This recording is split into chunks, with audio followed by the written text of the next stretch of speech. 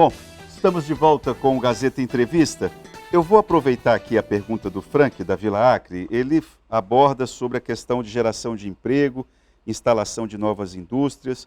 Vou aproveitar esse mote do Frank e vou lembrar que essa semana eu conversei com o vice-presidente da Acisa, o empresário Celestino Bento, e ele falou a respeito, de forma muito cuidadosa, mas ele falou a respeito dessa relação, dessa nova relação do governo do Acre com os empresários de Manaus. E a classe empresarial aqui do Estado certamente não está nada satisfeita. Estou me referindo, obviamente, às obras que tem que passar por licitação e etc. Eu queria saber de você se isso chega a ser um ponto da sua agenda, se você chegou a refletir essa situação do empresariado local que está se sentindo, digamos assim, desprestigiado para manter o decoro em relação aos empresários de Manaus. O que você pensa sobre isso também? Primeira pergunta, respondendo ao Frank. Frank, da Vila Acre. Frank, da Vila Acre. Frank, você tocou num ponto que há muitos anos é debatido, como atrair indústrias para o Acre. Primeiro de tudo, nós temos que ter um ambiente de negócios propício para isso. Aí, esse ponto, nós temos que debater legislação. Reforma tributária. O Brasil precisa ter um ambiente de negócios favorável, juridicamente atrativo e que não seja esse arcabouço gigantesco de legislação que atrapalha a vida de quem empreende, que é um peso nas costas do cidadão e que é ruim para o país porque inviabiliza e não atrai investimentos. Isso é uma bandeira que eu defendo. Reforma tributária já no Congresso Nacional. Simplificação de tributos, criação de um imposto único municipal, um estadual e um federal. Acaba com essa briga, guerra fiscal entre os estados, essa infinidade de normas que são criadas, alteração de alíquotas, guerra entre estados para ver quem atrai de forma mais contundente um investimento ou outro. Você tem que ter o planejamento da redução das desigualdades regionais. Isso, inclusive, é constitucional. O Brasil precisa reduzir suas desigualdades. Como faz isso? Como é que se atrai para a Amazônia? Primeiro, uma legislação tributária nacional que seja atrativa. Segundo ponto, um ambiente atrativo para as empresas do ponto de vista energético, logístico e de mão de obra qualificada. Você precisa qualificar os jovens para o mercado de trabalho. Aí nós temos o Instituto de Educação Profissional e Tecnológico, o IEPTEC, que formou 5.000 pessoas nos últimos 2 anos nas áreas de informática, gastronomia e hotelaria, saúde, serviços, empresarial, enfim. Você tem aí um arcabouço de jovens sendo preparados para o mercado de trabalho. Então você tem que criar emprego para que esses jovens tenham a oportunidade de entrar nesse mercado de trabalho. O Acre não pode ser mais o estado do contra-cheque do funcionalismo público. E isso que incha a máquina, isso que gera um ciclo vicioso em que a gente não se liberta, Itaã. O povo acreano tem que ser liberto, inclusive, dessa tentativa de se usar a política como cabresto. Ó, vota no candidato do governo, porque senão você vai perder o emprego. Tem que acabar com isso, gente. Nós temos que ter liberdade para o nosso povo. Então, o que é que eu defendo? Vou trabalhar muito no Senado para a gente ter a reforma tributária, isso eu já defendia na Câmara. Temos textos importantes em debate, o texto do deputado Raul, o texto do Baleia Rossi, o texto do Senado. São textos importantes, estão prontos para votar. Temos que tirar o melhor de cada um deles e aprovar essa matéria. Criar um ambiente de negócios mais favorável no Acre, com mais tranquilidade, para que o empresário coloque seus recursos. Porque quando eu falo tranquilidade é o seguinte, quando o governo não atrapalha, ele já ajuda, Itaã. Quando o governo não cria entraves, ele já ajuda o empresário a trabalhar, a gerar emprego. Por exemplo, Energias do Brasil, o consórcio que ganhou o último linhão para ligar, fazer a terceira fase Rio Branco, Porto Velho. Eu acompanhei esse processo, Ministério de Minas e Energia, vieram ao Acre. Levamos a uma reunião com o governador, com o secretário de Meio Ambiente. Houve uma demora excessiva para a liberação das licenças ambientais, para utilizar uma área que já tinha sido devidamente utilizada, que vai ser ao lado do próprio leão. Paralelo, né? Paralelo, ao lado do outro, então não precisava demorar tanto, né? Graças a Deus as coisas aconteceram, as licenças ambientais foram expedidas, mas se demorou demais. Eu estou te dizendo porque são esses entraves, essas demoras que acabam acarretando, o investidor acaba fugindo. Então, nós temos que criar esse ambiente de negócio, nós temos que qualificar a mão de obra, nós temos que investir realmente no agronegócio, né? Não ser só uma retórica, tem que ser de verdade. Quando você, por exemplo, não cria o entrave para que o pequeno produtor, o pecuarista, o agricultor familiar, o médio produtor possa mecanizar a sua empresa, a sua fazenda, contratar mais mão de obra, pegar financiamento nos bancos de fomento, aumentar a sua área produtiva, é isso que as pessoas querem. E por isso tem que investir em ramal, tem que investir na qualificação. O governo do Acre tem sabido fazer isso, criar esse ambiente de negócio que você está discriminando aí? O governo do Acre tem feito isso? Você falou agora, por exemplo, quando você fala, olha, o agronegócio não pode ser só uma retórica. Opa, aí eu entendo que tem sido uma retórica. Olha, Itam, tem que avançar muito. Eu vejo, por exemplo, gestores muito dedicados. O secretário Edivan, extremamente dedicado. O secretário Chico Tum, do IDAF, extremamente dedicado. Mas precisa o governo dar mais suporte a eles. O que eu vejo é falta da equipe, por exemplo, da Casa Civil do governo, de quem pensa o governo, dar mais suporte a esses secretários. Os secretários não têm técnicos em convênio, não têm técnicos para colocar em campo, de secretarias fundamentais para o desenvolvimento, e eles têm que estar brigando para que tenham mais condições de trabalhar. O Gladson está sendo mal assessorado nesse aspecto. Eu acho que tem muita coisa para mudar no governo, muita coisa, tá? Tem que mudar muito. Mudar para melhor. E eu sempre apontei os erros mostrando o caminho. Então, por que eu sou parceiro? Por que eu sou amigo? Porque o verdadeiro amigo aponta o erro. E mostra o caminho para melhorar. Porque o puxa-saco vai dizer que está tudo bem, está tudo maravilhoso. Ele não está pensando no povo. Ele não está pensando na melhoria da qualidade de vida da população. Ele está pensando em manter o emprego dele. Então ele diz que está tudo bem, mas isso está errado. As pessoas querem alguém que aponte o caminho, que pode melhorar, onde pode a gestão ser mais profissional, onde tem que ter mais técnico, ajudando as secretarias que são fundamentais, que são estratégicas, como, por exemplo, a CEPA. Né? E eu reputo aqui um trabalho extraordinário do Edivan e de sua equipe, mas é uma equipe pequena. Precisa ter mais atenção, por exemplo, à assistência técnica rural. Por exemplo, a segurança pública, que nós avançamos muito, mas eu ouço dos nossos amigos pecuaristas, principalmente do pequeno, que mora nos ramais, a necessidade de um maior enfrentamento à violência no campo. Hoje, os assaltos, os roubos, o abigeato, que é o roubo de gado, então isso tem que ser trabalhado com mais firmeza. Por falar em harmonia, nessa ideia aí de você falar o que tem que ser falado e não ficar dourando a pílula, o Silva do Jardim de Alá diz o seguinte: Alain, você foi vítima desse jogo político, foi fiel ao governador Gladson por 4 anos e agora está fora da cúpula de interesse. Você se sente enganado? Como será daqui para frente? Então, isso é uma situação que me causa uma tristeza do ponto de vista pessoal, porque eu sou uma pessoa muito correta no meu relacionamento.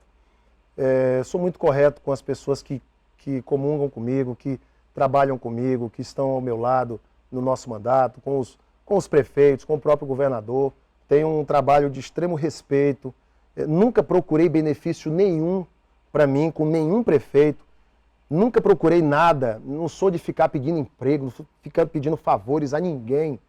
O que eu quero é que executem as nossas emendas, façam a política pública chegar na ponta, façam o Estado crescer. É isso que eu peço. Em relação ao governo, obviamente que a gente se sente muito, muito triste com o que aconteceu.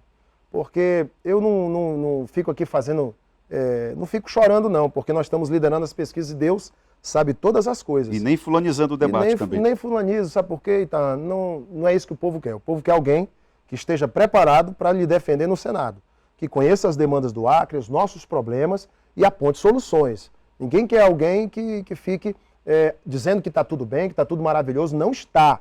Tem muita coisa para melhorar e eu quero fazer exatamente esse papel, apontar os erros para a gente melhorar. Então eu penso que algumas pessoas na cúpula do governo foram muito infelizes no trato político, né? Erraram comigo. Eu acredito que isso não parte do governador, com quem eu tenho mantido uma relação amigável, de respeito, mas há algumas pessoas ao seu redor que infelizmente não aceitam que alguém que é amigo aponte os erros. Querem que a gente diga que está tudo bem, que está tudo maravilhoso. E não está. Tem muita coisa para melhorar, muita coisa para a gente avançar. E eu quero ser esse amigo verdadeiro, que aponta os erros, mas que mostre os caminhos, que mostre as alternativas para a gente mudar a realidade. E que ajude, e que traga os recursos, que traga os ministros, como eu tenho feito, que traga o bom debate, as articulações políticas em Brasília, para que o Acre seja devidamente atendido em suas demandas. Então, eu fico realmente triste com o que aconteceu, mas de forma nenhuma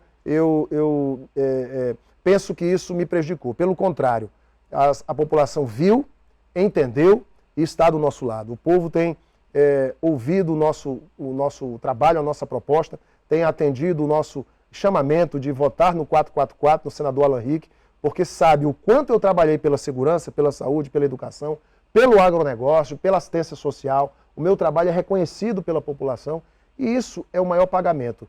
Você vê que hoje eu estou, do ponto de vista político, sozinho, praticamente. Mas eu tenho os nossos apoiadores, eu tenho o povo e tenho Deus do nosso lado.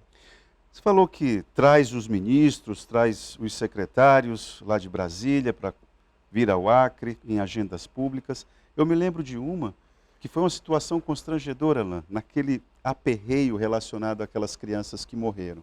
Eu queria saber de você, se no teu entendimento, você entendeu que o governador Gladson Cameli, o gestor, o comandante, o camarada que está ali com a responsabilidade de conduzir a política pública, aquele episódio, o governador agiu de uma maneira consequente, como líder, lhe faltou algo? O que você diria? Uma tragédia, uma dor que... Uma tragédia anunciada, segundo o Sindmed, né? Infelizmente, é triste demais.